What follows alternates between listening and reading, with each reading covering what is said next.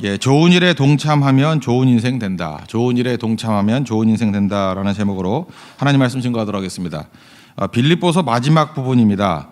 여기서 핵심은 뭐냐? 그 빌립보 교회 성도들이 이제 신앙적인 차원에 있어서 연약한 자들이라는 전제가 있습니다. 참 연약한 자들이거든요.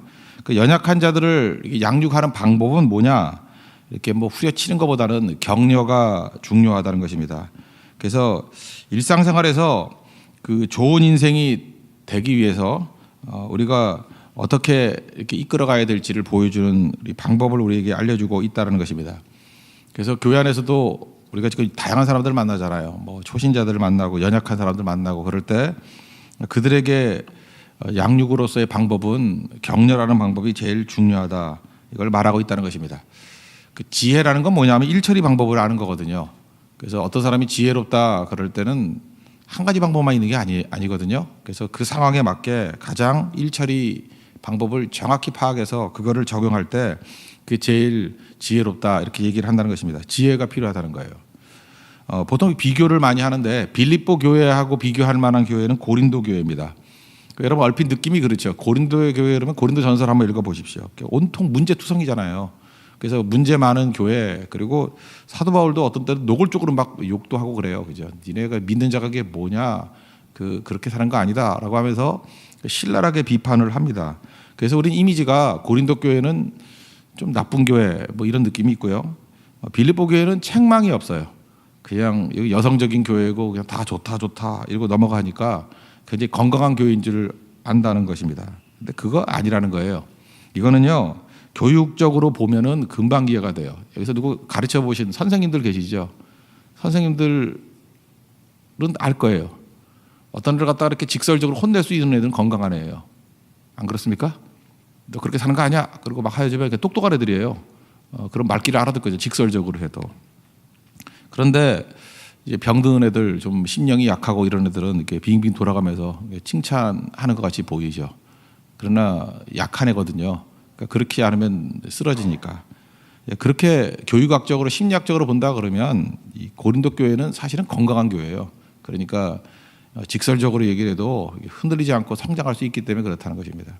우리 교회 성도들도 그렇지 않습니까? 어떤 성도는 막 대놓고 뭐라 그러잖아요. 앞에 앉은 애들 뭐 죄를 많이 져서 그러냐. 물론 그런 것도 좀 있겠지만 그거보다는 이제 건강한 거죠. 건강한 거니까 그런 직설적인 얘기를 듣고 금방금방 수정을 할 수 있는 거예요. 그러니까 빠른 거죠. 반면에 초신자들 저 기둥 뒤에 숨어 있는 사람들 왜 기둥 뒤에 숨어 있어 이렇게 얘기 안 하죠. 지금은 하지만 그럼 아예 안 나오잖아요. 그죠? 그러니까 약하니까 기둥 뒤에 있는 게 어디예요? 이렇게 얘기를 하는 거죠.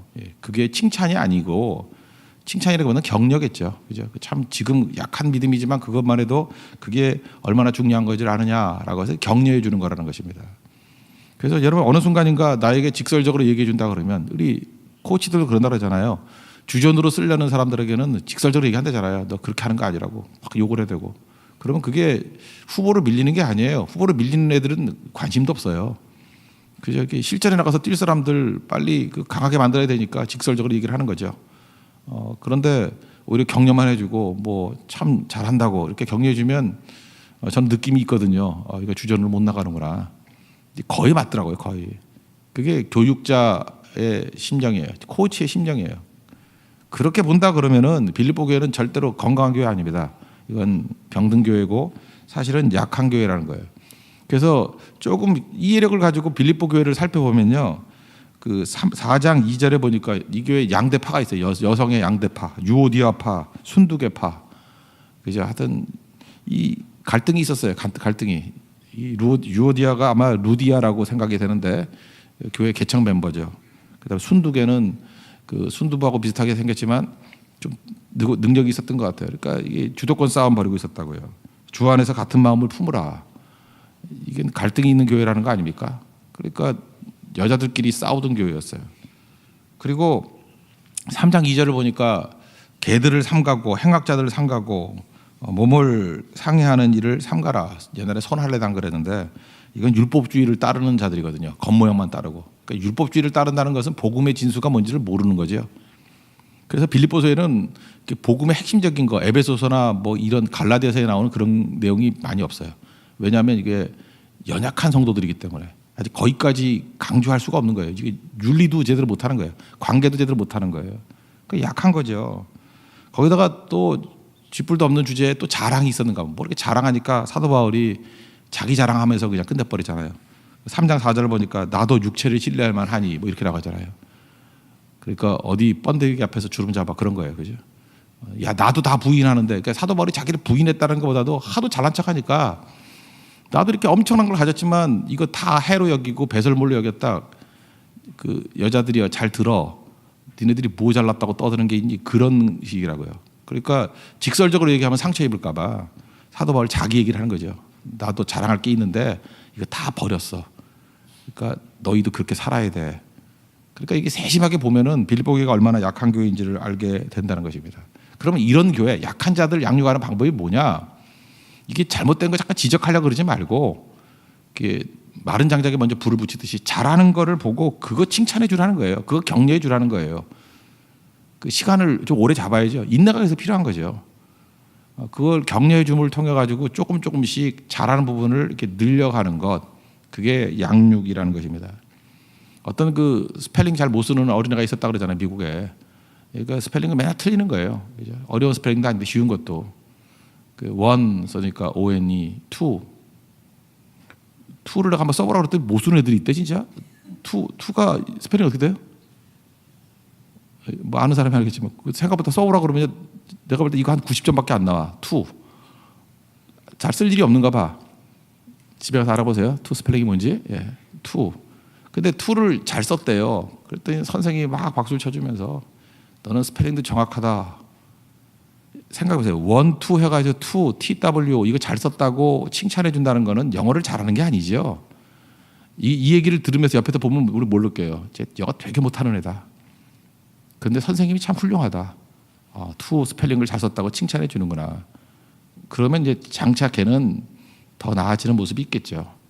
그거 모르는 사람이 어디 있어? 이렇게 나가는 게 아니라는 거예요. 뭐 옛날에 뭐 그런 예화도 한번 들은 적이 있죠.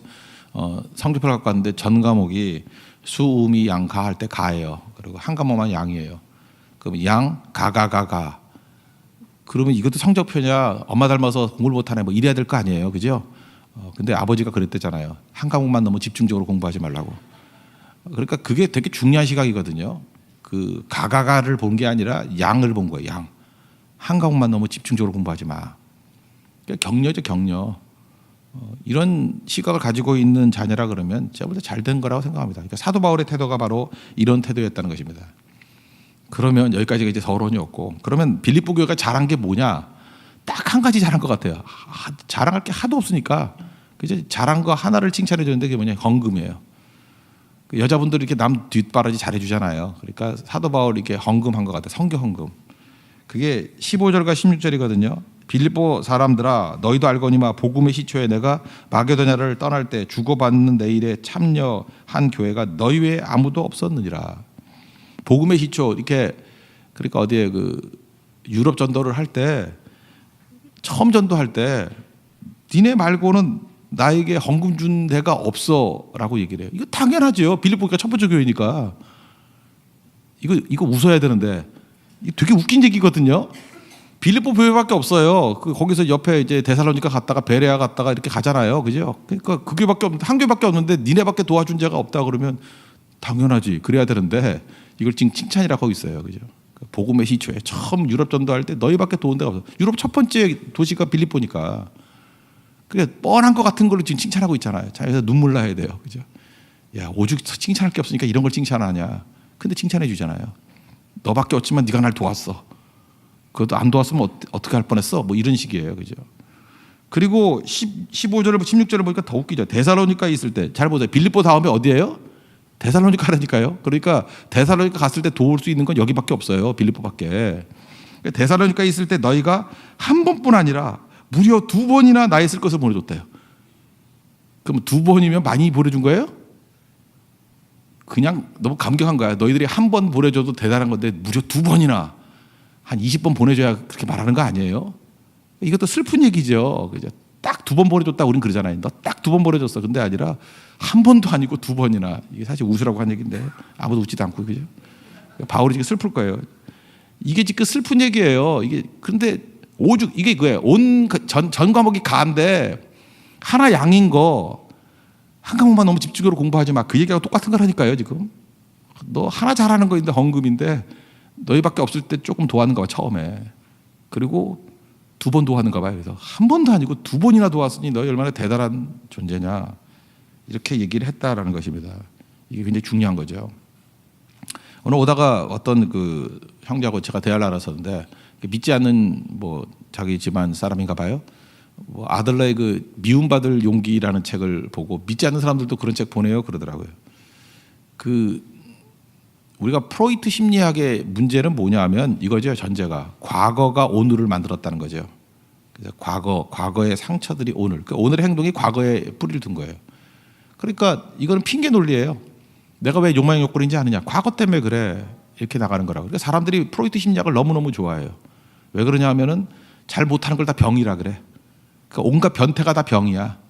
나는 병 들었을 뿐이지 내 책임 없어. 처음에는 그 웃기는 얘기거든요. 1901년에 꿈의 해석 나왔을 때는 한번 읽어보세요. 그 보면 웃기는 얘기들 나오는데 이걸 학문이라고 얘기해가지고 모든 사람들을 합리화시키는데 도구로 쓰고 있는 거라고. 프로이트 심리학 합리학이에요. 그런데 아들러의 특징이 뭐예요? 아들러는 아니라는 거예요. 미래에 대한 꿈이 오늘을 결정한다는 거예요. 이게 성경적인 거죠. 굉장히. 그죠? 핑계 논리가 아니에요. 이건 다 내 책임이잖아요. 그죠? 미래에 꿈이 없고 비전이 없고 말씀이 없기 때문에 내가 오늘 요 모양 요 꼴로 사는 거지. 그러니까 내가 지금 그 비전 붙들고 뛰면은 얼마든지 인생은 변화될 수 있는 거야. 이게 미움받을 용기예요. 그죠? 그래서 미움받을 용기는 뭐예요? 어려움이 있더라도 고난이 있더라도 부딪혀 나가라는 거죠. 어제 메시지 첫 번째가 똑같은 거라고요. 그 다윗과 같은 태도를 가지라는 거예요. 그죠? 어떤 하나님께서 우리를 생명을 피어나게 만들기 위해서 working with God through pain and suffering. pain과 suffering을 통해서 하나님께서 우리에게 그 생명이 꽃피게 만든다. 주님과 함께 동행함을 통해서. 그게 아들러의 아들러. 근데 이거 아들러의 얘기는 뭐예요? 잘하는 거에 초점 맞추라는 거. 할 수 있는 거에 대해서. 똑같은 시각이죠. 하나님은 꿈과 비전, 표대를 향해서 나아가기를 원하신다는 것입니다. 핑계 논리가 아니고. 그런 의미에서 이 빌립보 교회를 양육하는 방법도 사실은 미움받을 용기하고는 똑같은 거죠. 너 잘하는 거 그거 있으니까 더 잘하고 주를 향해서 나아가는 인생이 되라. 그러면 승리하게 된다는 것을 말하고 있다는 것입니다. 우리 자녀 양육할 때도 그렇고 교회에서도 그렇고 이 양육의 원리를 붙들 수 있는 우리 하나님의 종 되기를 바랍니다. 그러면 요 얘기를 좀 더 심화시켜서 심화시키는 걸 두 번째로 볼게요. 헌금 얘기가 나왔으니까 이긴데 헌금에 동참하라는 것입니다. 그래서 14절을 보시면 그러나 너희가 내 괴로움에 함께 참여하였으니 잘하였도다. 헌금한 것이 왜 괴로움일까요? 내 괴로움에 동참했다 이렇게 얘기를 해요. 참여했다. 바울은요 초창기 유대인들로부터 공격을 당했습니다. 공격을 당했고 할례받지 않는 이방인들 뭐 이렇게 취급을 했어요. 그러니까 사도 바울은 복음을 들고 있을 때 외로웠다고요. 그리고 가짜들이 다수니까 이게 막 공격을 하고. 그러니까 전도 초기에는 바울하고 같이 다닐 때 핍박을 당했다고요. 그래서 썩 환영하지 않았어요. 그러니까 후원도 없고 뭐 동참하는 사람도 없고 그랬죠. 그런데 빌립보 교회가 헌금 그 액수가 크고 작고의 문제가 아니라 헌금해줬다는 건 무슨 얘기죠? 사도 바울의 사역을 인정했다는 얘기고 사도 바울의 사역에 동참한다는 얘기죠. 헌금은 그런 의미가 있습니다. 나는 그거를 인정합니다. 나는 그것을 동참합니다. 그래서 큰 위로와 격려가 되었다는 것입니다. 그래서 헌금은 단순한 물질 차원이 아니라 그 고통에 동참하는 거예요. 그 괴로움에 동참하는 거라고요. 그리고 헌금은 나도 그거와 같은 뜻을 가지고 있습니다 라고 하는 것. 그래서 그것이 나중에 영광이 된다는 것입니다. 제가 한 10년쯤 된 것 같은데 미국에 어떤 그 미국 성도 가정에 이렇게 방문을 했던 적이 있습니다. 방문하니까 이렇게 교민도 아니고 하니까 이게 궁금하잖아요. 이게 뭐 쭉 보니까 여러 가지들이 있더라고요. 남부 쪽인데 그분이 그 라이스 대학 그 무슨 동문 회장쯤 되는 분이었어요. 쌀 대학이라고 있거든요. 라이스 대학이라고. 굉장히 그 남부의 하버드라 그러는 좋은 학교예요. 거기 있던 분인데 뭐 대대로 미국에서 사셨던 분 같아요. 근데 그분 이렇게 피아노 위에 뭐 이렇게 액자 같은 게 하나 있어요. 그래서 이게 뭡니까 그랬더니 그 19세기에 D.L. 무디 있었죠. D.L. 무디 막 부흥할 때 D.L. 무디 목사님 사역할 때 헌금 보내줬던 영수증이더라고. 영수증 주세. 그래서 이렇게 붙여놓은 거예요. 그걸 자랑스럽게 여긴 거예요.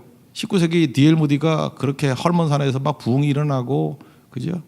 그 학생 운동이 일어나고, 학생 자원자 운동. 그래서 그 스튜던트 벌런티어 무브먼트에서 ASVM이라고 그러거든요. 그게 19세기 부흥의 원동력. 그 힘으로 우리나라에도 선교사들 오고 그랬어요. 그래서 학생 자원자 운동, 스튜던트 벌런티어 무브먼트. 거기 헌금했더라고요. 그게 가보같이 자랑이 되더라고요.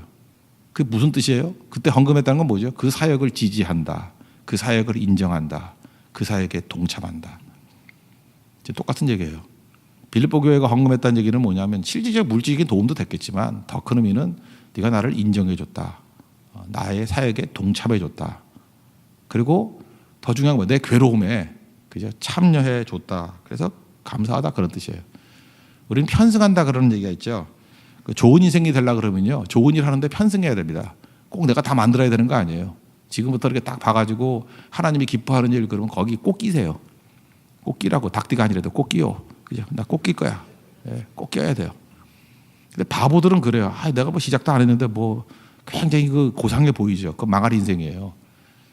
좋은 일에는 반드시 껴야 돼요. 반드시. 하여튼 1임이라도 집어넣든지 뭐 헌금을 넣든지 하여튼 뭐든지 들어가야 돼요. 저도 자녀들 장가갈 때 그래요. 좋은 일 있으면 절대 빠지지 마라. 그죠? 거기에 무조건 머리라도 디밀고 들어가라. 좋은 일. 하나님이 기뻐하는 일. 여기 보세요. 참여하잖아요. 이게 굉장히 중요한 것이라는 겁니다. 반대로 나쁜 일이라 그러면 절대로 끼지 말고 발 빼라고. 근처도 가지 말라고. 내가 책임 없어요. 근데 어쩌다 보니까 이렇게 됐네. 그 바보 짓이에요. 그죠? 나쁜 짓이고 하나님을 대적하는 일이고 우상숭배하는 일이라 그러면 옆에 근처도 가지 말라고. 벼락 맞을 때 같이 맞는다고. 그죠? 피하라고. 거긴 가는 거 아니에요. 그렇지만 아무리 고난이 있고 괴로움이 있고 힘듦이 있다 할지라도 하나님이 기뻐하시는 일에 있어서는요. 반드시 동참하는 모습이 있어야 된다는 것입니다. 그럼 하나님께서 이걸 뭐로 보시느냐? 18절을 보니까 앞부분에 그러잖아요. 바울이 내가 뭐 부족해서 그러는 게 아니다.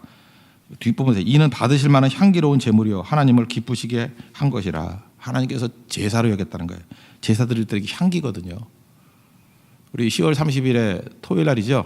우리 전 교회적으로 긍휼 사역, mercy 사역이 있어요, 그죠? mercy ministry. 우리 보통 말하는 구제 사역이죠. 그래서 명절을 앞두고 어려움 당한 사람들, 외로운 사람들 뭐 이렇게 도와줄 거예요. 이게 한 번이 아니라 꾸준히 도울 거거든요. 그러니까 여러분 이렇게 생각해요. 나는 돈이 없는데 누가 돈 여러 번 갖고 하래요? 교회 헌금 뒀다 뭐 할까? 그런 데 쓰는 거죠. 그러니까 어떤 사람은 계속해서 어려움 당할 사람들만 이렇게 발굴하려면 돼요. 아, 이런 데 필요하다. 몰라서 못하는 사람 많잖아요. 그러니까 그것만 알아보라고요. 그건 긍휼의 마음이 있어야 돼요. 어디 강도 만난 사람이 있는지를 보라고요. 선한 사람의 시각을 가지고. 그러면 이렇게 또 빌립보 교인같이 이런 일에 동참할 사람들은 또 얼마든지 있다니까요. 그러니까 잠깐 알아보세요. 알아보고 교회가 끝없이 이 사역을 하게 되면 하나님께서 기쁨으로 세워주신다는 것입니다. 어떤 사람은 헌금을 부끄러운 건 줄 알아요. 부끄러운 거 아닙니다. 하나님의 헌금은 우리 생명의 일부거든요. 우리가 시간을 바쳐서 돈 벌잖아요. 그래서 헌금을 드린다는 것은 내 시간을 드린다는 거고 시간 자체가 생명이니까 생명을 드리는 것과 똑같다고요. 가치 있는 일에 우리 하나님의 생명을 나눌 수 있는 우리 거룩한 종들 되길 바랍니다. 그래서 빌립보 교회가 연약한 교회였지만 이렇게 동참함을 통해서 또 크게 쓰임받는 하나님의 거룩한 교회가 됐고 나중에 이 문제들이 해결이 됐겠죠. 문제는 문제로 푸는 게 아니에요. 그 잘하는 것들을 격려하고 확장시킬 때 하나님께서 그걸 통해서 열매 거두게 하신다는 것입니다. 주를 향해서 우리도 이런 충성이 있는 믿음의 종 되기를 축원합니다. 모두 자리에서 일어나겠습니다. 433장 찬송하겠습니다. 금주간은 우리 긍휼 사역 주간이라고 생각해서 어려움 당한 사람들을 잘 돕는 일에 토요일에 웬만하면 우리 진장들 말씀할 때 동참해 주셨으면 좋겠어요. 그리고 시간이 정 안 되시는 분들은 어떤 형태로든지 간에 우리 헌신하는 모습이 있었으면 좋겠습니다. 뭐 지금은 헌금이 필요 없습니다. 우리 교회 예사로 다 짜졌는데 제가 볼 때 제일 중요한 건 기도로 동참해 주시고 또 현장에 시간이 되면 꼭 같이 가셨으면 좋겠어요. 그래서 같이 사랑을 나눌 때 하나님께서 그거를 인정해 주시고 또 새로운 길을 열어 주실 것입니다. 433장 찬송하겠습니다.